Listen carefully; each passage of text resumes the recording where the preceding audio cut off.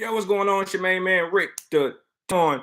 Hey, yo. All right, so you're obviously here because you want to know what I felt about the Halloween 2022 movie. You hear a lot of talk about it being very divisive, all that kind of stuff. I'm going to give you my opinion. I'm going to go get, yeah, I'm going to tell you what I felt. And before I do that, this episode is brought to you by reallyhood.com and the Really Hood podcast, available everywhere. Hey, so I'm giving this movie a 7 point. Oh, I'm sorry. Oh, whoa, let's look. Spoiler alert. Get out of here if you haven't seen the movie. But you're here, so you might as well stay. Anyway, I'm giving this movie a 7.7 out of 10. The first 20 minutes was absolutely terrible. Absolutely terrible. It felt like two different people wrote the movie because the first 20 minutes, even 30 minutes, it was just terrible. Okay. I almost went to sleep. And I'm so glad I didn't go to sleep because I would have been so mad once I heard the music pop on and then I look on the screen like, oh, we finally got a movie. Look, this movie was absolutely boring. There was one point in the theater where I was like, am I watching the wrong movie? Like I felt like I was watching Dawson's Creek at one, and that was the name of that was the TV show that popped in my mind. Is this like Dawson's Creek? Like I felt like I was watching Dawson's Creek. Okay, it definitely started off very dramatic with the young boy falling down the stairs and this guy doing it, and you feel sympathetic for the guy right off the bat. And if you haven't seen the film, there's a guy who is babysitting. He's like a male babysitter, the first one I've ever seen. And a little kid's playing a little prank on him, and somehow a mistake happens where the young boy falls to his doom. And yeah, what a way to start a movie. I thought that was very risky because horror films and children they've never coexisted. They've always, every once in a while you'll see a horror film that kind of throws it in for shock value. And I think this was another case of that. How did I feel about that? Look, it's a movie, so I knew how to handle it, but still, oh, okay. And yeah, that wasn't, it didn't look, yeah. So once that happens, the guy goes to jail. Apparently, he gets acquitted or he gets a parole or something, and the whole town hates him. I felt like this movie was trying to do a nature versus nurture theme. Like, hey, is someone born evil, or does their circumstances create that particular characteristic? Because once the guy comes out of jail, obviously, you feel bad for him because you saw that it was an accident, right? But the whole town doesn't see that, or they didn't see that. So every time they see him, they kind of poke fun of him. What did you think about that? Did you feel as if the guy, I think his name was Corey. Do you feel like Corey is a bad person? Well, I think he is now, but I mean, initially, once the young boy falls down to his doom, do you feel like Corey was ultimately responsible? Did you feel like it was a mistake? I am curious to know how people who saw the film felt about that particular part. Did you feel like he did something wrong? Of course, he did something wrong. That's not the point I'm trying to make. I'm trying to say, did you feel like he was an evil person? That's what I'm really getting at. Did you feel like he was an evil person once you saw that situation take place? Did you feel sorry for him once you saw him being picked on and bullied? I mean, this is a sad fact, right? Where people go through things. And this is why I always say, be kind to everyone you meet, because you never know what they've gone through, what they are going through. And certainly you don't want to be the last piece of hay on the haystack that makes everything collapse for that individual. So it's always decent to just be generous and respectful to everyone you come in contact with. And I have to definitely give this movie a huge ping for the terrible acting. Okay, I don't know, this was one of those films where the bad people were spiced up. Okay, like you had people just overdoing their bad character. I'm sorry, it was so bad for me. I was like, wow, this is really bad. The acting is really, I didn't know if they were like joking around and trying to make it satirical, or were they trying to go for seriousness? I couldn't tell, because I'm like, yo, this is so bad that I feel like they're just kidding. Like, hey, who are you? you, it was like that kind of acting. Like, that's the kid who did the thing. Get him. It was like that bad. But I will say one thing surprised me. This felt like a movie from the 1980s. That actually felt like a movie from the 1980s. I don't know how they put that off. I felt like I was watching a 80s horror film, and I'm not kidding. I'm not kidding. And those horror films from the 80s, they had this really slow pace in the beginning, and then it just ramps up. Whoever wrote this movie, whoever created this film or what have you, they had to be fans of a very retro styled horror films because it wasn't like the Quentin Tarantino's, it wasn't the Michael Bay's or the Rob Zombies. It wasn't any of that. It wasn't action, action, action, action. Even the beginning scene where the debacle happens with the babysitter, it was very subtle. You didn't expect it. Okay, you didn't know how it would end. Okay, you see the guy get locked in the attic, the attic, and you're like, hey, so is Michael gonna pop out from the attic and just attack the guy from the back, or how is this gonna play out? So at certain points, I was just very confused about how they intended to go about what they wanted to do. But then we see the huge shocker in which he kicks the door open. The little boy is behind the door, and I'm like, dude, who has a house like that? Okay, who has a house like that? It's like the weirdest structured house I've ever seen in a regular neighborhood. It was like a regular neighborhood with like 4 stories. I'm like, how did they even get that house in that neighborhood? But yeah, the acting was absolutely cringe. Oh my gosh. Even how Corey becomes the second Michael Myers. So what did you think about the second Michael Myers twist? Let me know in the comments. Did that surprise you? Did you cringe? I was a little bit in between. I was like, oh, okay. All right. Nice one. That's how I felt. I'm like, how far have the mighty fallen, right?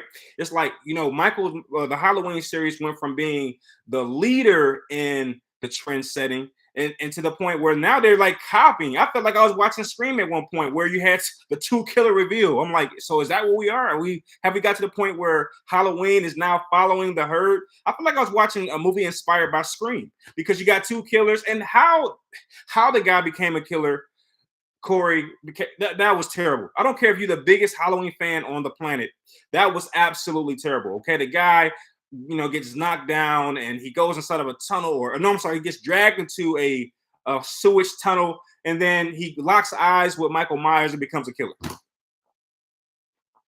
That's how if someone came and told me 5 years ago, like, hey man, the last movie in the Halloween series, there's gonna be a guy who becomes Michael Myers, I'm like, oh snap, how, bro? That's crazy. Michael Myers looks into his eyes.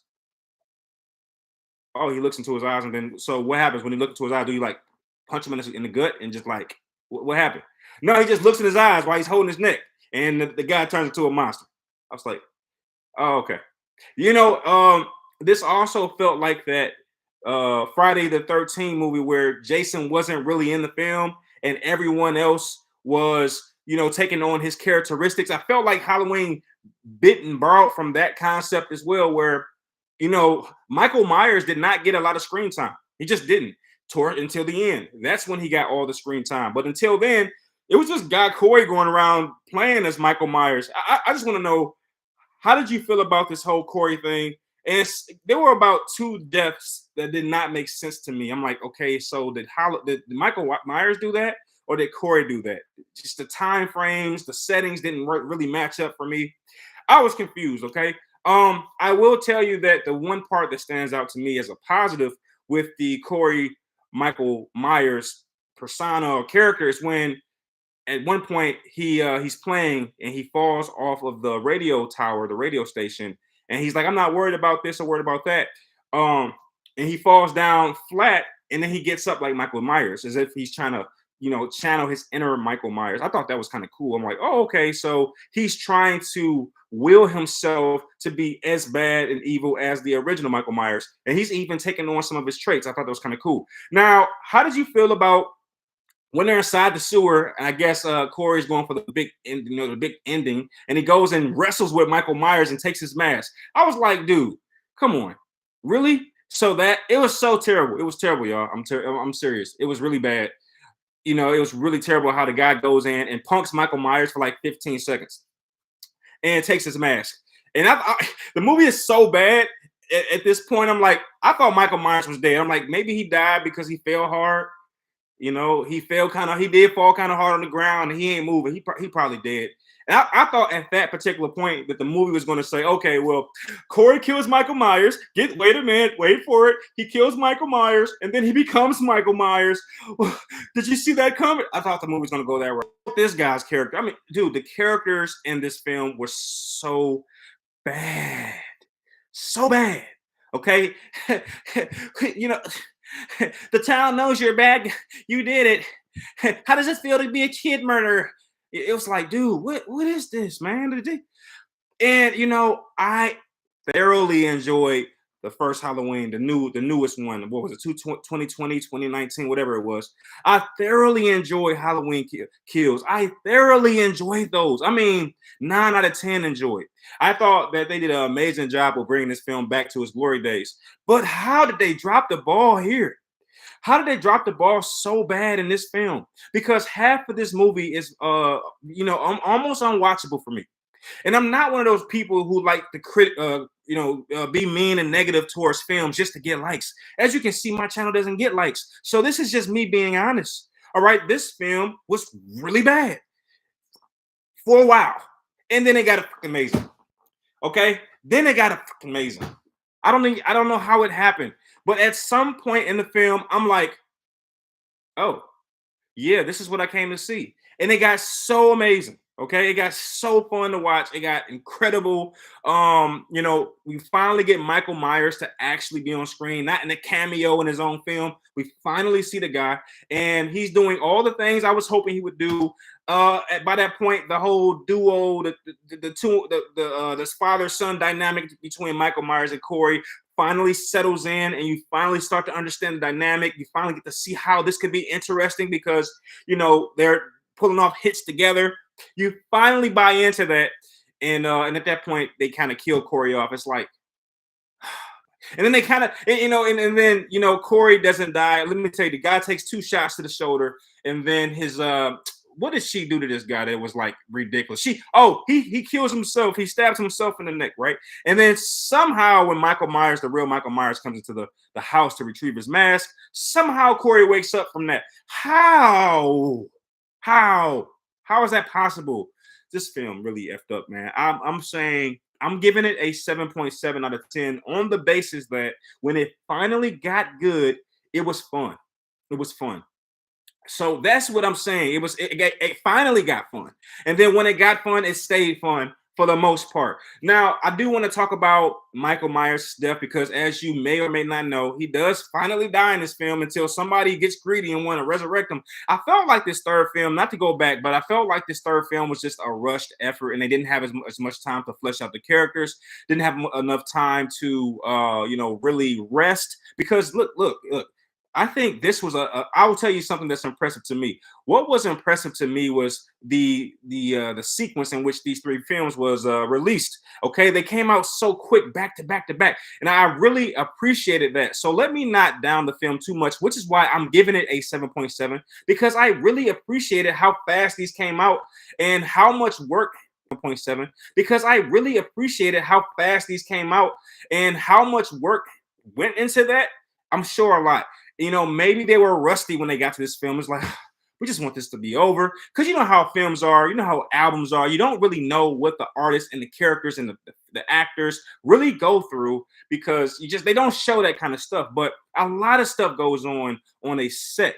And I just felt like the cast did not want to be there, and they mailed it home just to get it over with. And I'm sure they're all having pina coladas right now because they just so tired of this series that they just needed a break. But finally, Michael Myers passes away. He dies. And can you believe it? He dies by the hands of a grandmother and her grandchild.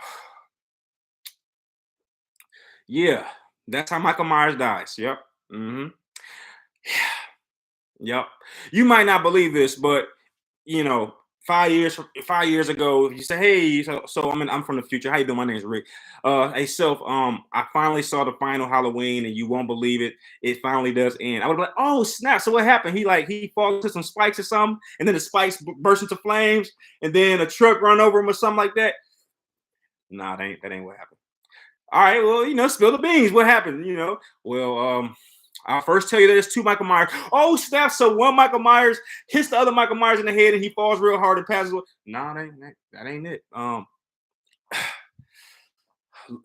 The grandma and the granddaughter killed him.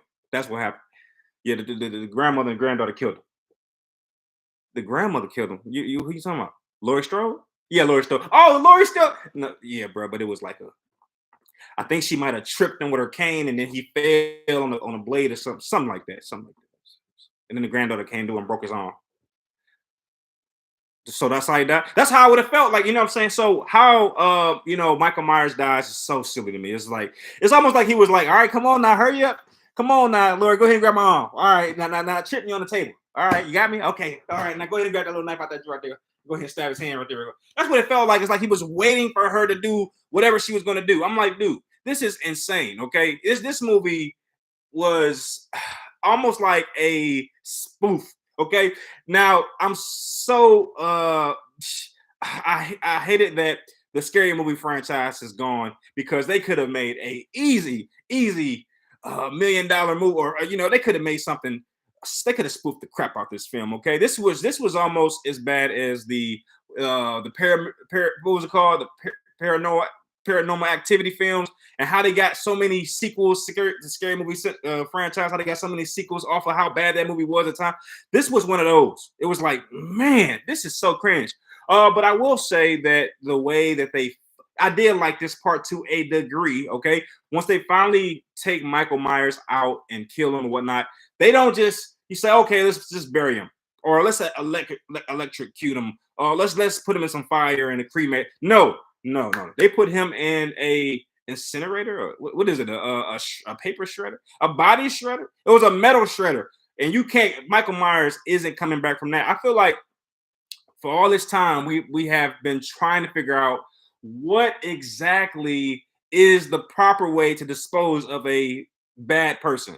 It turns out it is a metal shredder. That is the way that all monsters should be handled moving forward. That includes Jason Voorhees, Freddy Krueger. Put them in a metal shredder and then, go to bed. Scream 2, all these movies would have been over if they just put them in a little metal shredder and kept it pushing, because that would have deterred copycats. Like, oh wait, how they kill the first one? They put them in the metal shredder. Okay, I was gonna copycat, but I'm good. I'm gonna go ahead and pass. All right. I feel like if all murders was dropped into a metal shredder, that would absolutely destroy crime. Okay, that would bring crime to an all-time low. If there wasn't an electric chair, there wasn't a gas chamber, there was a metal shredder. Hey, if you commit too many crimes, you're gonna get put into a metal shredder. Yeah, if you can believe that. That would have ended all crime. No, I wouldn't commit a crime. Excuse me, ma'am. Can I help you? All right, go ahead. No jaywalking. All right, hey, how you doing? All right, don't want to go into a freaking metal shredder. So that was something that I would argue was well executed, pretty effective. There's no more Halloween movies coming from this series because both Michael Myers sis are gone. One more gone than the other. Okay, but how bad this film was, this guy, the guy who stabs himself in the neck, Corey, I mean, as bad as this film was, the spirit of Michael Myers could somehow transfer into him and bring him back, and then Michael Myers can use Corey's body. That's what they're gonna do, most likely. We know that they're gonna have the ghost from Michael Myers weave up out of the metal shredder, go find Corey in his grave, and then jump into Corey, and he's gonna become the new Michael Myers. That's what they're gonna do, right? That's how they're gonna resurrect this film. All right, folks. The rant is over. That is what I felt about the film. I thought it had some really, really fun moments. When it got fun, it got really fun. But wow, it was a lot of down periods. And I'm sure a lot of people will agree. If you see the film, if you go watch reviews, they're all going to say they saw two different films. One film was Dawson Creek, and the other film was Halloween. And they just put them together.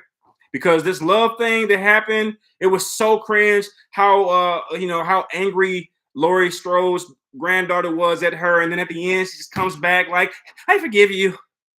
It's like, wait a minute, you were just ready to leave with a guy, and you just told her not to ever talk to you again, and you seem really emphatic about it. Now you cool with it, and you come back to the house at this particular time because, look, man, I would go see it, but if you don't see it until it comes out on streaming, you're not missing much. Okay, just go ahead and be patient. All right, it's your main man, Rick Dawn. Thank you for tuning in with me. All right, thank you for tuning in with me because, this was a doozy. Let me know what you think. How did you feel about the film? Did you totally disagree with me? Did you enjoy the film? Was the film a 10 out of 10 for you? I am very curious to know what you think about that. All right, until next time, I'll see you. Peace. The grandma killed it. It's crazy.